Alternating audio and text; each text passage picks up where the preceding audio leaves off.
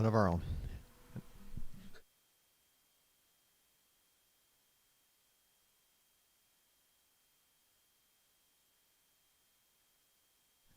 Good morning, everyone.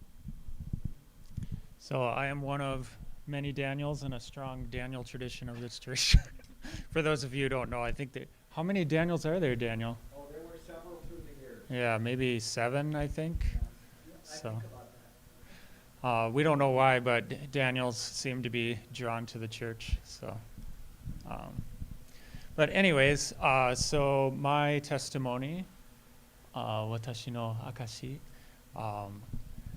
バイリンガルでしようかなと思ったけど、多分時間がかかりすぎて、あ英語にします私の母国語なので、それの方がもっと自然な感じが。So I'm going to be giving my testimony just in English. I thought about doing it bilingually, and I was kind of typing it out in English and Japanese, and I thought, wow, it's kind of a long story. It's going to take a lot of time, so I'll just choose a language, and naturally, as my native language, I chose English. So um, please bear with that. If for those watching who don't speak English, I apologize. But anyways, so my story, um, like all of our stories, is a unique and interesting one. I grew up in an average lower middle class family. Um, we didn't always have the nicest things, but we always had the necessary things. You know, I'd sometimes get hand-me-downs or something like that, but we always had food, we always had clothes, we were always going to school. Um, I would say it just felt like a relatively normal life um, until uh, when I was 12 years old, my father passed away suddenly in a car accident. He was on his way to work one morning. He was uh, giving a ride to a friend, a coworker, doing a good deed, and boom, gone. Both of them passed away that morning. And I remember that day, I was homesick actually. Um, I think it was a Monday, but it was a weekday. It was a school day, and I was home from school, and it was just me and my mom. And I remember, a cop came to the door, and I was like watching cartoons or something, and I just remember hearing her just like shriek, like this like scream I've never heard before, and so I was like, "What's going on?" So I like ran over to see what was going on, and I saw my mom just like collapsing, and the cop, trying to console her, and then she was like, "Your father's dead," and yeah, I mean from there basically our whole family just kind of fell apart. Uh, I didn't realize it at the time, but I guess my father was kind of like this foundation piece. And like once that was gone, like everything just kind of crumbled. My mom fell apart. I have a brother and sister um, that I grew up with. I actually have two sisters I didn't grow up with, half sisters, but uh, my brother and I was the youngest. Uh, and my brother and sister were in school. And so I was with my mom, and I remember uh, my brother just mostly became a troublemaker, getting arrested and stuff. And my sister ended up moving out of state to live with my grandparents, and she just decided to finish her schooling there. And my mom was like in and out of the hospital. And then all of a sudden, there I was, home alone, um, 13, 14. And I just remember realizing that one day, like, wow, it's just me here. I went to school, rode the bus, fed the animals, kept them alive. And sometimes that was like weeks at a time. And uh, over time, I think it just kind of broke me. And I just remember, uh, you know, praying like, why, God? Like, my dad was a good man, you know, I try to be a good person. Like, why is this happening? And I just remember just being filled with just like pain and loneliness. And then one day, well, I think I was probably 15, I just decided, you know, this just isn't worth it. Like, what's the point? So I decided I was going to kill myself. And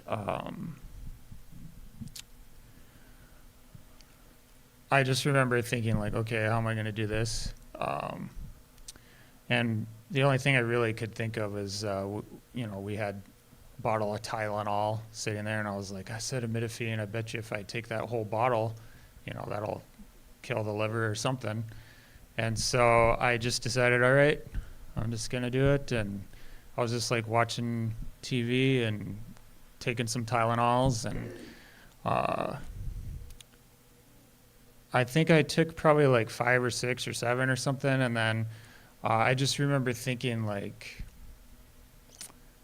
can my dad see me? It's like, is he watching this? Is God watching me right now? Like, I had a variety of thoughts. Like, is it a sin to kill yourself? Will I go to hell? Just so many different, you know, thoughts. Just honest thoughts. And I just remember my mind going back to my dad again. And I just thought, even if he isn't watching me, if he was, like, obviously he wouldn't want me to do this. And so then I just like ran to the bathroom and, you know, make myself throw up. And then I decided, you know, I don't know what's going on, but this isn't the answer. And then I just had kind of, you know, ups and downs through high school. And then the summer after I graduated, I had this dream that I was at a pastor's house, and there was a bunch of people there. They were doing like some kind of Bible study. And I just remember these 2 little girls came running around fighting over a doll. And then I thought, wow, that was a weirdly vivid dream. And then a couple of days later, my mom was like, hey, I ran into this guy. His name's Pastor Phil. He invited us to his house for a Bible study.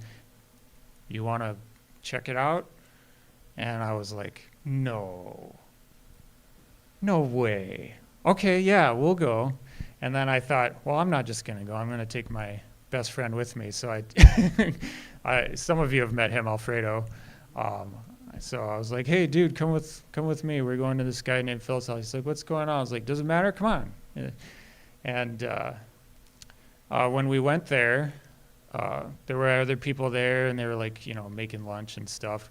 And then I sat down and I was like staring at the carpet and the walls. I was like, this is freaky. This is exactly what I dreamed. And then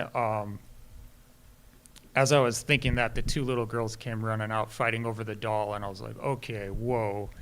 And then, you know, the pastor did his little preaching thing, and then at that moment I decided, okay, yeah, I'm a Christian. It's hard to deny that. And then from there, I would say that my story is just, you know, learning to grow and trust God. And, you know, we all have our ups and downs, but certainly I look back at those moments, and it's like, it's hard to believe, you know, all of that happened. And then on my 25th birthday, my mom passed away. But at that point, I feel like I really kind of understood the character of God. And sometimes people say, well, you know, well, why'd that happen? And the answer is, I don't know. I don't know why any of it happened, but it doesn't change, you know, the character of God or the quality of life that I can have. Of course, I miss my parents sometimes, but I remember when my mom passed away, that I just thought, wow, you know, I was 20. It was my 25th birthday, so I just turned 25. But I just remember thinking, wow, I'm kind of like an orphan now. An adult orphan, I guess. But and then I just remember having this moment. You know, I cried and stuff, but I just remember having this moment with God, and I thought, God, you're all I've got left, so you're just gonna have to be the parent. And I just remembered all the times that, you know, someone would give us food when we needed it, or you know, just random things. I was always taken care of, and so I would say that the verse Psalm 68:5, where it talks about God being a father to the fatherless, like I really truly feel that. And so that is my story, I guess, in a nutshell, is that despite what is going on in life, you know, God is always there. And a lot of those experiences, you know, have kind of shaped the person that I've become. And I don't know, it just really, I was thinking about it a lot this week, and I was like, wow, it's hard to believe I ever felt that way or thought that, you know, like, I can't believe I actually wanted to kill myself. And like I can't even imagine thinking that now. Like, I feel like God just really transformed me into a stronger person, I guess. So, yes. First of all, thank you for sharing. Very powerful what you shared. If you don't mind, would you mind to share about another dream you had, which actually like related to this church? Yeah. I don't know why, but sometimes I'll get a dream that happens. And one dream I had was, it was before I even went to Japan. I had a dream that I was in a Japanese church, and I was wanting to go to Japan, so I just assumed that church was in Japan. And then when I was in Japan, occasionally I'd visit various churches. No, that's not the church. No, that's not the church. And then during COVID, I came back here, and I was looking for a place to connect with Japanese people. And I came into this church, and I was like, this is the church I saw in my dream? It's in America. What? So I actually dreamed that I came to this church about 12 years before I came here. And it was another one of those like vivid dreams, so like I remembered it. I forgot it off and on throughout the years, but it was like when I walked into the door the first time here, I was like, whoa. But yeah. Anyways, so yeah.